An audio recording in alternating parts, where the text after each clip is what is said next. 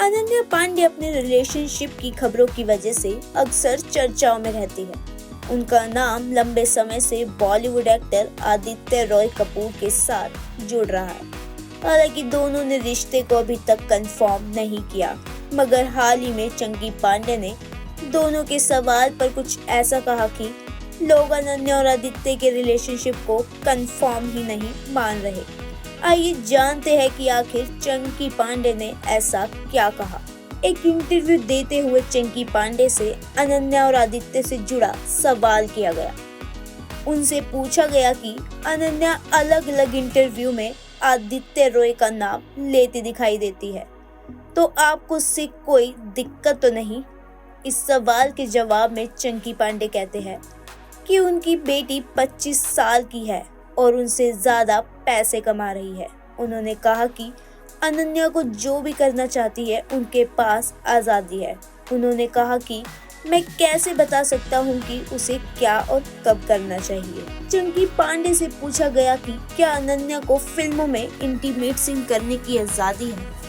इस सवाल के जवाब में चंकी पांडे कहते हैं कि उन्हें कोई दिक्कत नहीं। इसके बाद वो हॉलीवुड का उदाहरण देते हुए कहते हैं कि अब लोगों को इसे स्वीकार करना होगा।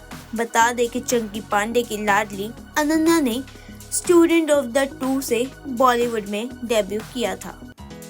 आगे चंकी पांडे कहते हैं कि उन्हें अनन्या पर सबसे ज्यादा गर्व तब हुआ था जब उसे पहली फिल्म मिली। अनन्या को ऑडिशन के बिना ही मूवी मिल गई। साथ ही न्यूयॉर्क और एलए कॉलेज में भी चंकी ने बेटी की फीस भर चुके थे। वो चाहते थे कि कुछ भी गड़बड़ होने पर अनन्या के पास बैकअप हो। आगे उनसे पूछा गया कि क्या उनकी बेटियां सलाह के लिए उनके पास आती है, तो उन्होंने कहा मेरी दोनों बेटियां वास्तव में भावना के करीब है। जब मैं उन्हें किसी चीज की जरूरत होती है तो पापा को फोन कर देती है, लेकिन वो करीब अपनी माँ के है।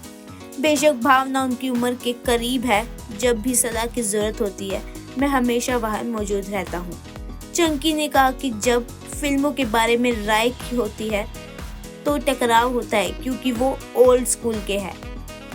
बताते चले कि अनन्या पांडे ने टाइगर श्रॉफ और तारा सुतारिया के साथ स्टूडेंट ऑफ द ईयर 2 में अपने करियर की शुरुआत की। पिछली बार एक्ट्रेस को खो गए हम में देखा गया। सिद्धार्थ चतुर्वेदी और आदर्श गौरव के साथ वो नजर आई थी।